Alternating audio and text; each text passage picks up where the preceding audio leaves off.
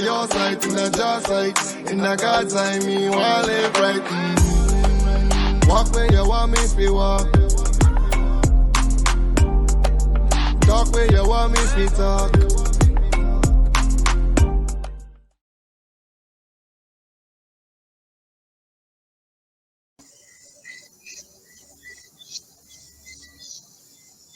Hi guys. Hi, good afternoon everyone. We apologize. We are so sorry for our late start. You know how it goes sometimes. We had some technical difficulties, but we made it. We Thank did. God. Mateela, how are you on this wonderful Sunday evening? I'm managing. I'm doing well by God's grace. All is well. Nice. How are you doing? I'm good, enjoying the little. By me, it's pretty down. I'm going to say downcast, yes. By me, it's pretty overcast. So I'm Right. enjoying the little ambience. Okay, guys.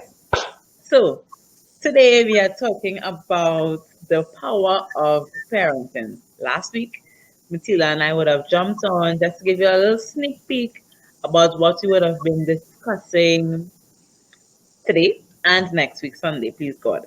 So today we're going to deal with the power of parenting. Basically, we're going to talk about parenting. Um, Everyone has a parent, whether you live with them, whether you know them, whether they are alive. We all came from two human beings. Um, Parents have a very influential and impacting role on who we are, who we become. They shape us, they mold us into these beings who we are today. However, parenting has its pros and cons, meaning that because of some ways or some things that our parents may have exposed us to, or the way the style they would have parented us in, may have led us to become a little low in our self-esteem, low in our identity, not as assertive. Different ways. However, there's also the positive side of parenting. We have parents who do some really good jobs, etc. And we commend. No parent is perfect. No parent is perfect. We all have the things, the days when we steeps in our minds because we honor our parents. And we just coast now and say, what happened to mommy? What happened to daddy? Or we are resentful, or we are angry, we hold unforgiveness. So today we're going to talk about the power of parenting. Mateela and I are going to be soaking up everything in. We're not mothers yet, but we are going to be soon in Jesus' name. So for you who are yet to be parents, this is for you. For you who have a child who's probably 2 months old or 50 years old, this is for you, because it's never too late. You may get some insight on something that you can probably go back and share with your child upon. Yeah. So guys, we have a wonderful guest today. She's backstage. I'm going to hand over to Mateela as we get it started, as we talk about the power of parenting. That was really good, Candace. Okay, so today we have our guest with us. She is Miss Kurleen Horsham. She is the main proprietor, counselor, therapist at the Caribbean Enhancement Center. She's a relationship therapist. She's been into counseling and therapy for over 12 years now. There's nothing much more that I want to say because I don't want to take from her time. But what I do want to say is I want to bolster what Candace said. Us as prospective parents, people who are parents of children, who are young, we hope that this session would give you the tools and the knowledge and the understanding to move forward with positive parenting styles. And we hope for the parents that are parents of adult children that what you may uncover today or discover today will help you to address certain things that may need to be addressed with your adult children, right? Because it's never too late to level up, right? Yeah. So without further ado, we want to invite Mrs. Kurleen Horsham into the phone. Good afternoon. Afternoon, Kurleen. Good evening, Mateela, Candace-Joy, to our online listeners. And it's indeed a pleasure to be here with you all this afternoon to discuss on this topic of the power of parenting. Listen, children don't come with a manual. So these people, the doctors don't say, well, here, look a manual for your child, just put the name on it. And so parenting in itself is something that the individual grows into. It is also one where as a child grows, the parent learn, because you remember to the parent having this child, don't know anything about them, and they're doing their best. And I believe that every parent really tries their best to raise this gift who the Lord has given unto them to the best of their ability. But sometimes things happen, life happens, and because of that, the child can develop little issues, so that when they become an adult, it affects how they deal with others, it affects their relationship, it affects how they interact on the whole. So we want to go a little bit more into the discussion today. And so I prepared a presentation so that we could go through together. We can take notes for the online listeners, and you can ask your questions as we go along. And Mateela and Candace-Joy, feel free to jump in anytime. Right? So we discussing and we talking. Will Yeah, do. definitely will do. Let's go. So I want to ask the question. They have this saying that you make the child, but you don't make the mind. So there is a school of thought that says, yes, you make the child and you make the mind. But there is another school of thought that says, you make the child, but you don't make their mind. And so let's just talk about that. So let me hear your thoughts on it, Mateela, Candace-Joy. I feel like we are individuals and we are born with our own mind, but I feel as though parents generally do try to shape our minds, and our mind is shaped by our interactions with our parents. And immediately I'm thinking about expectations and understanding, and the fact that from as a child growing up, your parents would, this is wrong, this is how you do this is not how you do it. So to me, that appears to be a shaping of my mind. And then as you come into your older self, you'll recognize that some things that your parents recommend or suggest may not be things that you necessarily agree with. So yes, they shape your mind, but yes, I guess the baseline would be that they don't make our minds, but they might shape it. If that makes any sense at all. Yeah, I make complete sense because I was going to say the same thing. Like, it's evident that our parents cannot make the mind, but however, they are our foundation, and everything at an early stage that our mind consumes come from them. So I will say, what Mateela said, the word shape, they definitely play an influential role in shaping our minds. Yeah, they do. And then what about the parent does everything? They instill the morals, the values, the way that they should go. But then when the child becomes a teenager, they get a little older and they deviate. And then the parents start to question, where I went wrong. This is not my child. What is happening with you? Why are you going these places? Why are you speaking like this? And so it could be a hair pulling experience. And so, yes, I make this child, but their mind, I didn't teach them these things. Very, very, very. Yeah. But that was just to start off with, and it's just to give us a food for thought, because there is no wrong or right answer. For me, based on my experience, because you have situations where you make the child and you make the mind, so you're shaping and you're molding, and of course, the home is the place where the child learns, the child grows, the child develops. Is in their formative years is where they learn, and so the parent has the opportunity there to shape the mind. And I always say that a parent could shape a child's mind to either be the best or the worst. Yeah. Right?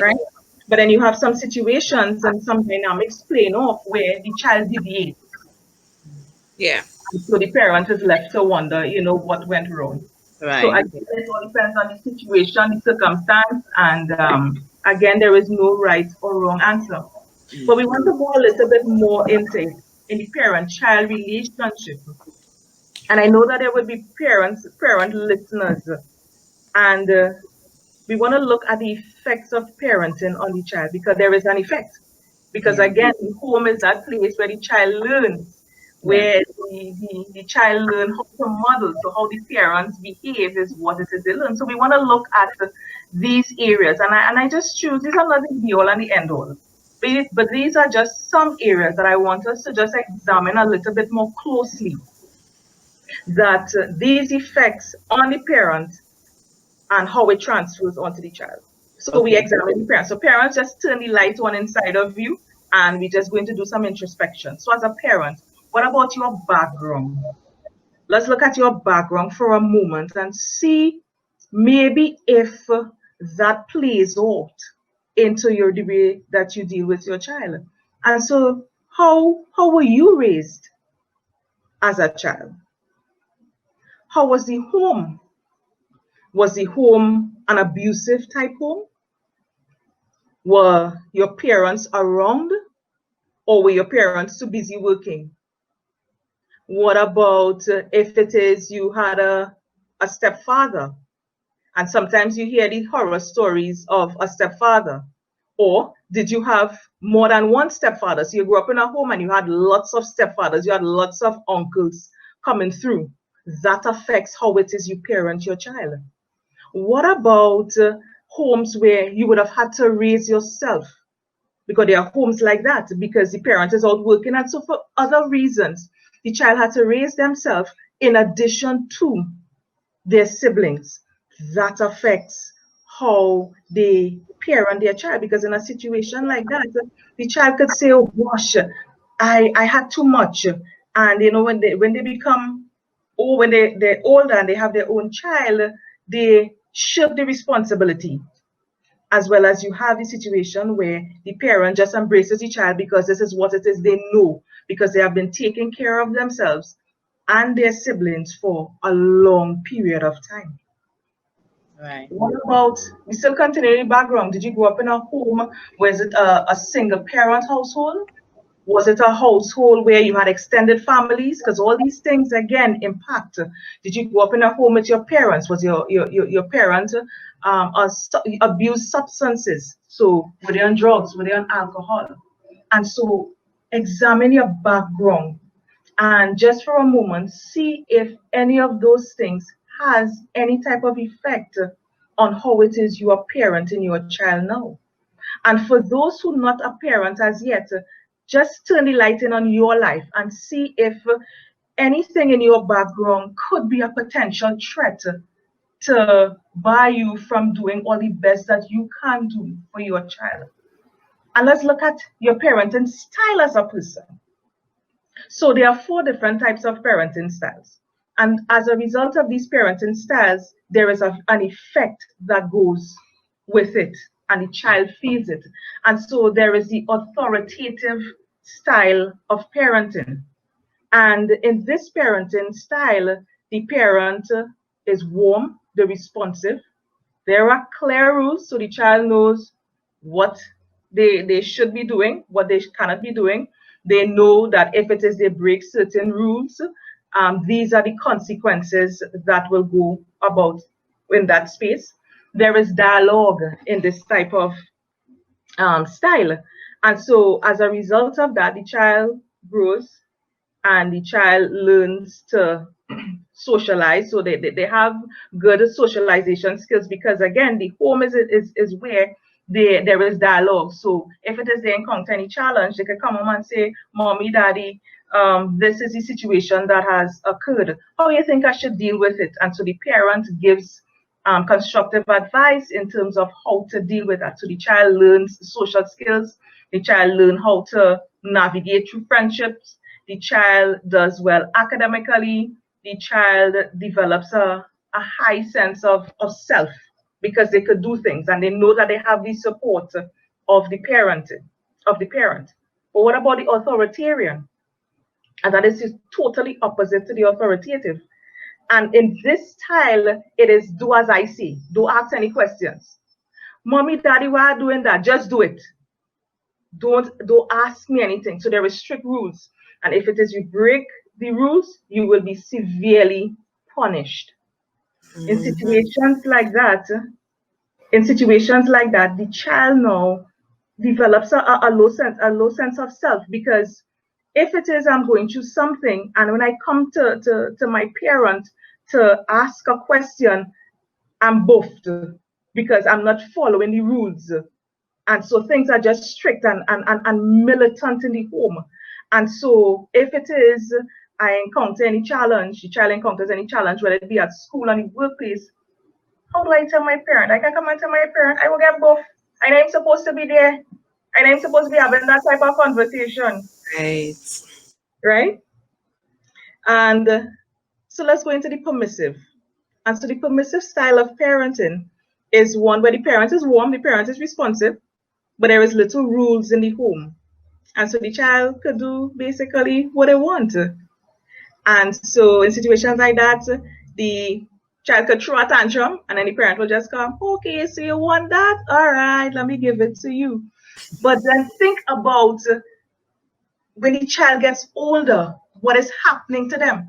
The child is not learning not learning about social skills. The child is not learning how to effectively manage themselves, how to effectively manage conflict. What the child learns is that when it is I scream and I shout, I get what I want, because remember, there is no rules. And so the child can go as they want, come when they want, and it's just que sera, sera. And sometimes in this style of parenting, you could see where the parents say, you know what, I want to be a friend with my child. And so we are friends and we go down as though, so to speak, as friends. And so the role of parent to friend is a little bit blurred. And when it is you go to the fourth style, which is neglectful, to me, this is the worst of all, because here it is, the parent is uninvolved. Yeah. The parent could not be concerned with the child. A Monday could fall on a Sunday. The child could go to school. The child makes the decision, their own decisions, and the parent is just hand off with the child. And if it is you in that type of home environment, and somebody who is supposed to be taking care of you, and somebody who's supposed to be loving you, treating you like that, you can imagine the level of pain, confusion, hurt that could be taking place in the child.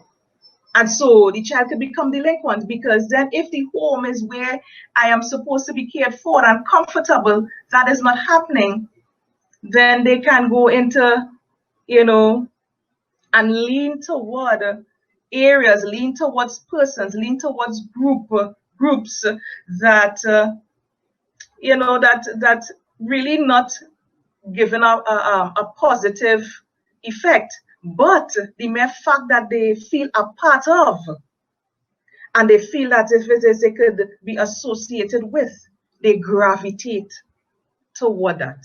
Yeah. And sometimes, often we see this played out in society. Yeah. We see this played out in friends' homes, in families' homes, even in churches, we see it played out.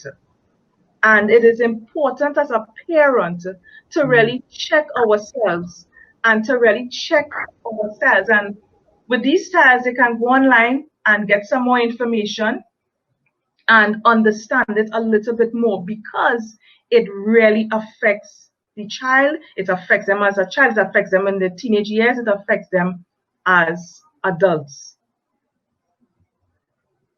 Another area in terms of effects, Mateela, I see like you wanted to jump in. All right. I wait. All right. In terms of influence of others, who influences you as a parent? Is it social media? I see so many reality shows on the TV that young people, because we have a lot of young mothers, and we have a lot of young mothers who don't really have that type of role model that they need to help them raise and nurture that child. And so we have these reality shows, and you learn different things. You learn about relationships on these reality shows. You learn so many different things. And sometimes we learn the wrong things. Oftentimes, most times, if not all the time, we learn the wrong things. So who influences you as a parent? Is it social media? Is it a family member? Is it a friend? What about the church? Who influences you? Who influences how it is you talk with your child? Who influences you on how to punish your child and what is the right way of punishment? Because there are different schools of thought with regard to even punishment. Exactly. So some parents don't believe in punishment at all, as well as some parents believe in you gotta beat that child. Right? So we ain't spaying the rod because we don't want to spoil the child. But I believe there is a place for everything.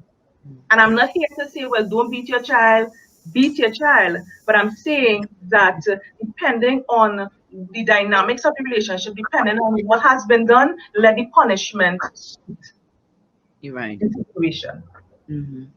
Right?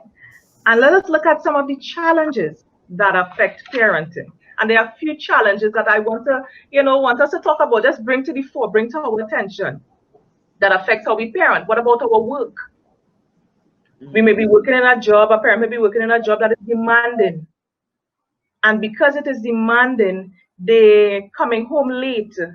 And so they're not spending that time, that quality time that is needed with the child. As a matter of fact, because of the amount of time spent at work, when they come home to even sit to do homework, are real tired. And mentally, they just don't have that space to really tap into the child and find out how their day was.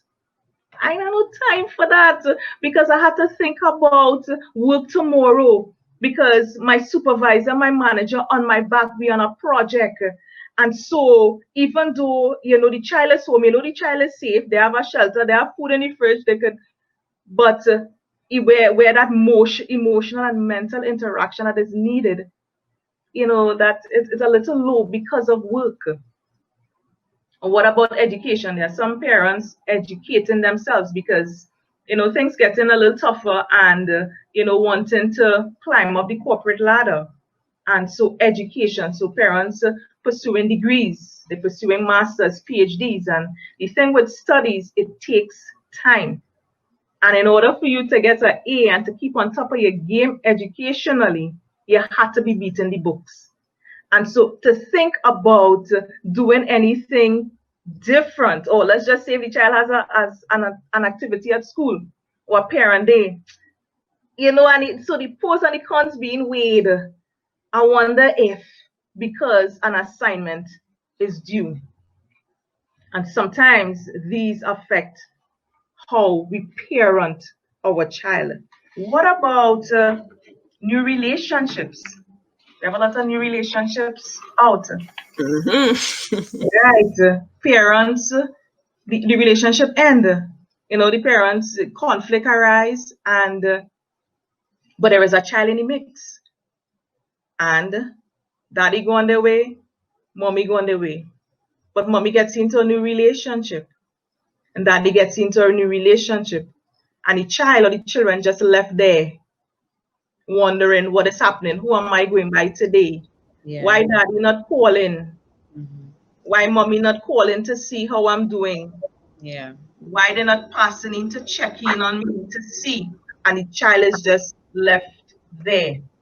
And depending on how much emphasis we place on this new partner in our life, it affects the child.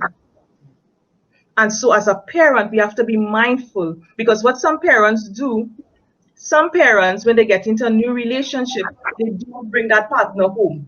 They don't bring them around the child. Yeah. So that the child is not going to be confused until the parent is ready to take the relationship to another level. Then they introduce the partner to the child.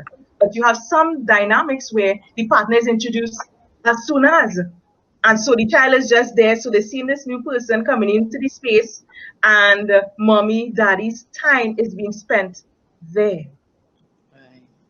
And what also affects is if with the new partner comes into the relationship with children.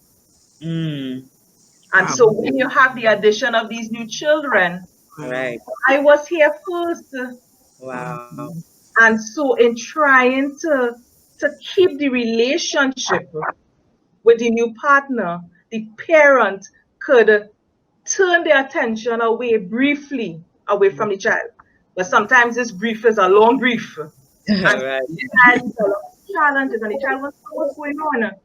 You know, my mommy or my daddy only taken up with this new person and their family.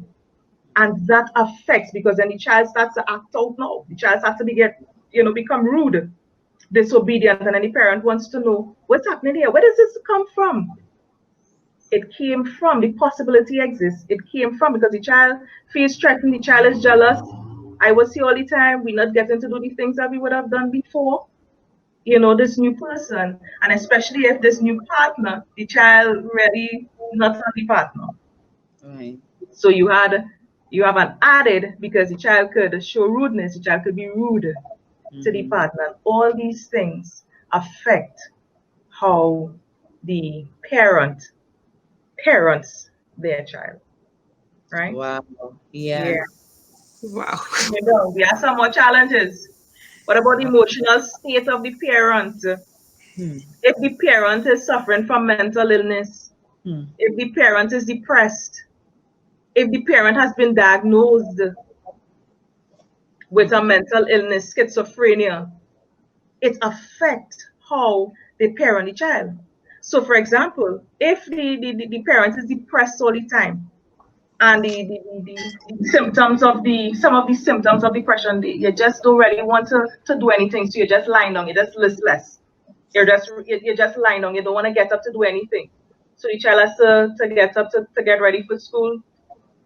They get up, they organize themselves. So hence the reason why earlier on when we were looking at the background, I asked, did you have to grow yourself? Yeah.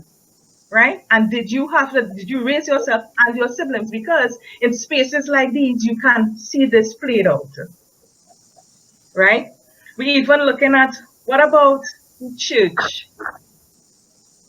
The church could be a challenge. What about a pastor's kid? Because as a church, we know what the pastor's child is supposed to do. We have one right there. Her name is Candace-Joy. Candace-Joy, you Yeah. are? Yeah. Candace-Joy, we know how you're supposed to dress. Yes. We know how you're supposed to walk. We know how you're supposed to speak. We know how you're supposed to carry about yourself, Candace-Joy. And if you deviate from that, then we have some challenges there. But the thing is, as a parent, I am not running my home the way that I think a pastor's kid, how a pastor is supposed to run their home. So there is that disparity between that. And sometimes as a pastor, as a pastor's wife, you have a barrage. Look what your son doing. Look what your daughter doing. Look where they're going. I see them here and I see them there. And that pressure is placed upon that family. It plays out in how it is they interact with each other. Candace-Joy, I hope that's not your experience, but these are real experiences that happen in some homes, and it affects the child. We're going on. What about the personality of the child? So the child could be an introvert, the child could be an extrovert. But you know what? We're looking at the neighbor's child. We're looking at our friend's child. But our friend's child personality is different than mine. Exactly. So your friend's child personality outgoing, and they're just there and they're doing things. Right. Then your child just there. You get blow out, Why are you not doing this? Why did you not see that? And you see this played out as well. But yes, because every child's ability is different, and the way that they would learn everything is different. But then you have a child, and so I have keeping up with other people's children as well affects how it is we parent. Because you know the term keeping up with the Joneses? Yes. Right. So we're looking at other persons, how they're raising their child, and we're looking at seeing what they are doing. And the other person's child is doing well academically. Right. What is going on with you? Why are you not doing your work? Why is it not like so and so? I need to put you in this program. I need to stop. I need you to stop doing certain things, and it affects the way that you interact with the child. Yeah. And the child could feel as though they're on the lower end of the stick because of outside influences. Wow. And I also have favoritism. Hmm. Favoritism. You have children, and as a parent, you favor one child over the other. And when you favor one child over the other, what that does, the child could feel less than. The child could feel as though they're not loved. It could bring about sibling rivalry in the relationship. And and favoritism is not a good thing. So as best as possible as parents, you have children, you have more than one, and their abilities are different. Their Yeah. interest is different. Their personality is different. The way that they interact is different. But try as best as possible to not have any favoritism because, again, it affects the relationship with the child. Mm-hmm. And so these are just some of the areas.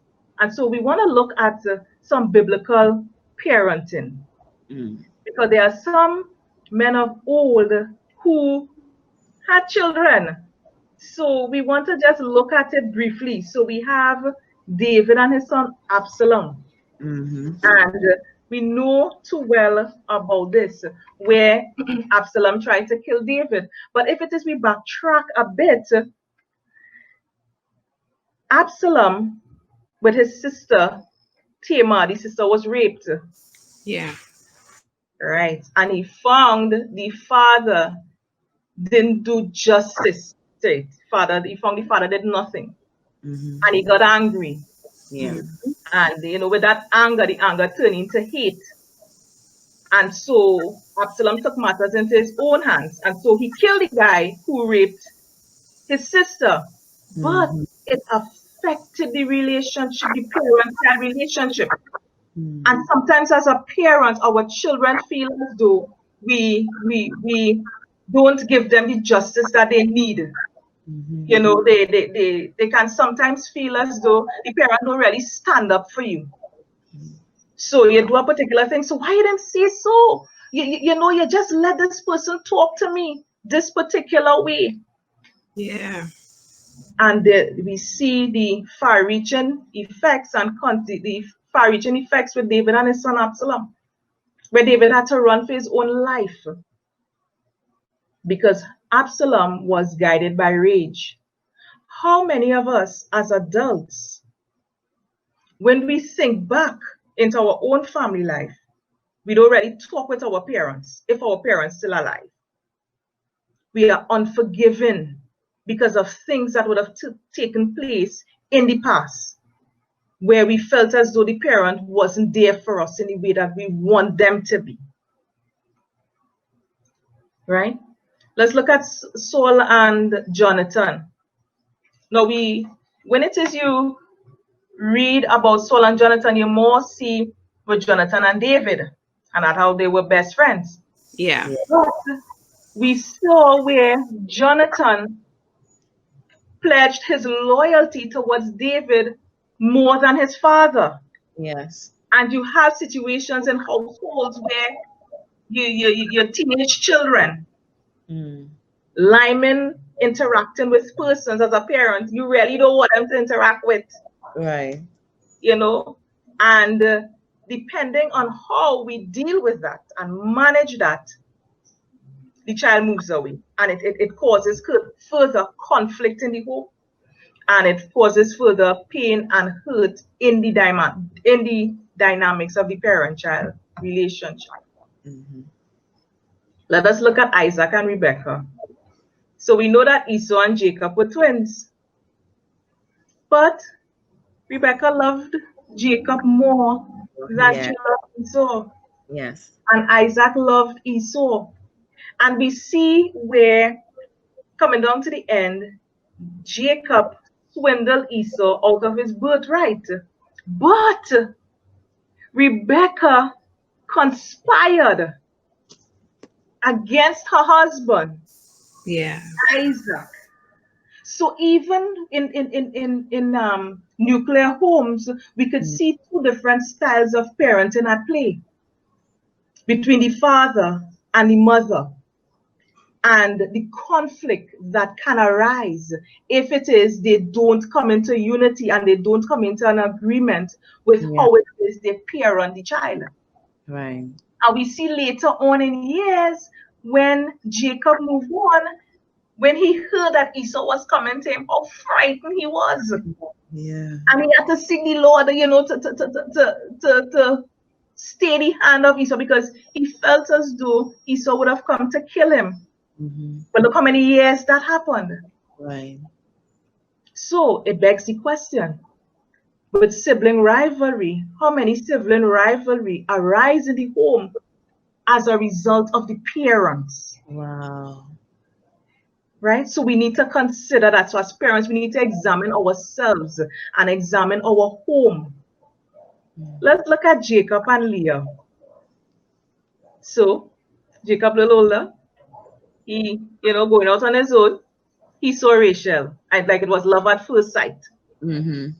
So he loved Rachel. So, he going home, Daddy, I want to get Rachel in marriage. And, arranged marriages still happen in some of the cultures today. Right. But the father now, you know what? You can't get a second child without that first one. And the father gave him Leah. So when he found out, it was too late. Marriage vows done, say everything. He couldn't turn back. But Leah loved Jacob. And so they had children. But truth be told, is Rachel, he wanted it. Yeah. And sometimes we see this type of dynamic played out in the homes, played out in relationships, played out in family life. So over the years, Leah had children. He get to marry Rachel. He wanted to have children with Rachel. Nothing was happening. But Leah was there, hoping. But how many of us as parents in relationships and hoping that the father of our children take a really good look at us and really love us for who we are? And that doesn't happen. But it affects the parenting, because if it is, let's just, Leah loves Jacob and Jacob's attention is not towards her, you're going to try as a woman to try to do things to make this man fall in love with you. Right. And sometimes it could be at the expense of the children. Eventually, Rachel got pregnant. She had Joseph. But Jacob loved Joseph. And we see the favoritism there at play.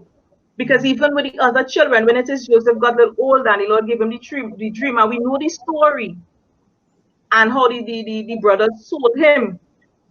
Again, favoritism. So when it is now he had Benjamin, he held close onto. So I think the whole gist of what I'm trying to say is how favoritism can affect the family in so many different ways, how it affects how it is we parent. And so we need to just examine it a little further. Right. And if it is as a parent, we realize that we have our favorite, we need to, just turn our attention, turn our gaze toward the other children that we have and try to be a little bit more involved and try to do the things that we would want to do with our favorite. Remember, it affects the child as they grow and it affects them as adults, right? Yeah. So we want to look at, just briefly before we go into the effects of how it affects as an adult, I want us to just touch a little bit about the development of the child. And it is just needful for us as parents, needful for us to just understand a bit the development of the child and the different stages. So we want to look at, the attachment that are formed. So the child is conceived, the child is born. And naturally, the child as a baby is the caregiver, is the parent, the child, clings to. Right, yes. But if it is as a parent, the parent, oh gosh, I really didn't want this child, Yeah. this child just happened. Or sometimes it may not be a first pregnancy, but it could be a second or a third. The relationship with the father ended, we didn't end on good terms.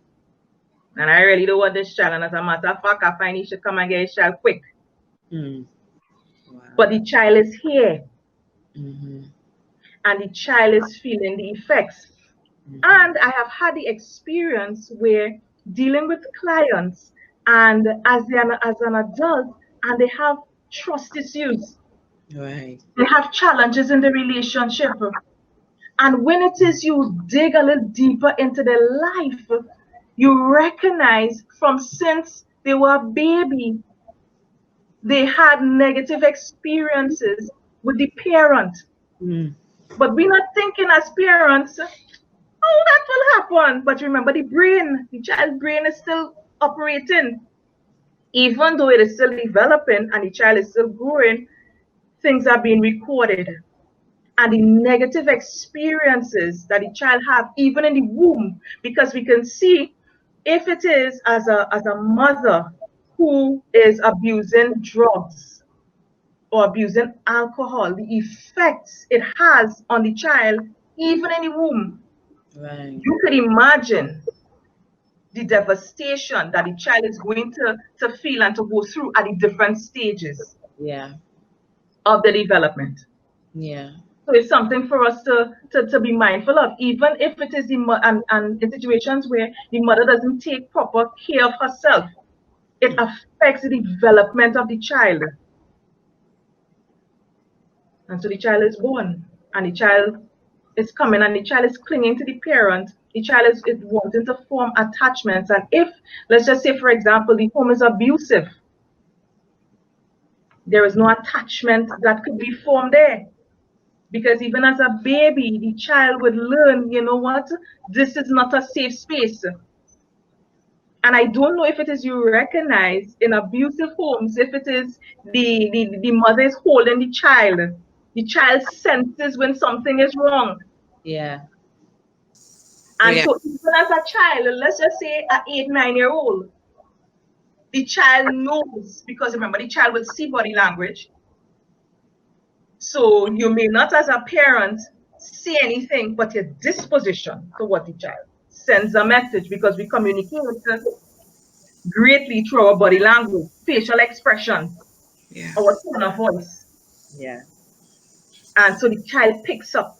And so let's just say you have a baby, I'm coming back. So you have a baby and the abuser comes, the child starts to cry because the child knows that something is wrong and it affects the child. And when we look at the cycle of abuse, it is because the child would have learned that from in the home. So it is important for us to understand the development of the child. When the child reaches a teenage years, the influence is on their peers, because the child is learning themselves. They're learning who they are. They're trying to navigate their space. They're trying to navigate their role in the family, with their friends, in society. They're thinking about what they want to be in the future. And so it is important. That's a crucial role for parents, and is also here put an experience for parents, because it's like, oh my God, you're just stressing me. And it could be, and it really is a stressful time. But it is also a time as a parent, you have to be patient. You have to be committed. You have to talk. You have to talk. You have to talk. You have to talk. Talk until you're hoarse. Drink some water and talk again. Because the child moves away from this phase. And the child is going into a young adult and into adult. And how we navigate that as a parent, it is going to impact on the child. So let me tell you, parenting is not easy. And it takes the grace of God to guide that parent. It takes the strength of God to guide the parent. And it's important as a parent to know that even in the development, to go back to the manufacturer. Because for a long time, parents would tell children, when you ask, Mommy, where I come from? Where my baby brother or sister come from? And some parents like, they come on a plane and they drop from the sky. right? But we know the child enjoy from the sky.